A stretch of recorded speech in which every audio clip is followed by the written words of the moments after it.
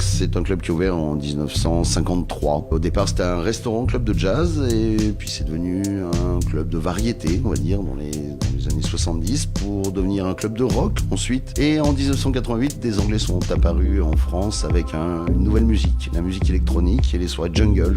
Et ça a été le début des premières soirées électroniques au Rex Club, donc en 1988. Alors ce dance floor, effectivement, lors des derniers travaux, on a découvert sous notre piste de danse, en fait la première piste de danse du Rex, avec donc le logo du Rex qu'on a restauré et qu'on a remonté à la surface, qui commence maintenant un petit peu à vieillir.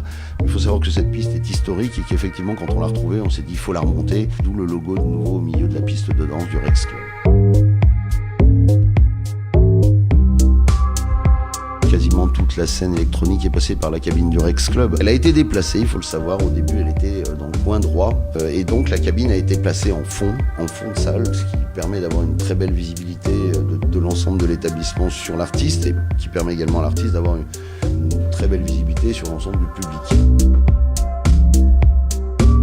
On a effectivement un plafond sonore qui nous permet des choses que peu de clubs peuvent se permettre. Et donc on n'a pas opté pour deux gros châteaux en façade qui balancent du son, on a opté pour un plafond sonore qui permet d'avoir une espèce de grosse chaîne hi-fi géante et d'avoir donc une qualité sonore irréprochable sur l'ensemble de l'établissement. Le fumoir, il faut que ce soit un lieu austère. Moi j'ai pas envie que les gens restent longtemps dans le fumoir, donc c'est aussi pour ça qu'il est assez austère. C'est-à-dire que le but de cet endroit, c'est que les gens rentrent, fument leurs cigarettes et ressortent écouter de la musique. Au dire de Laurent Garnier, nous sommes le plus vieux club du monde, donc non seulement de Paris ou d'Europe, mais a priori du monde, à diffuser de la musique électronique depuis 25 ans.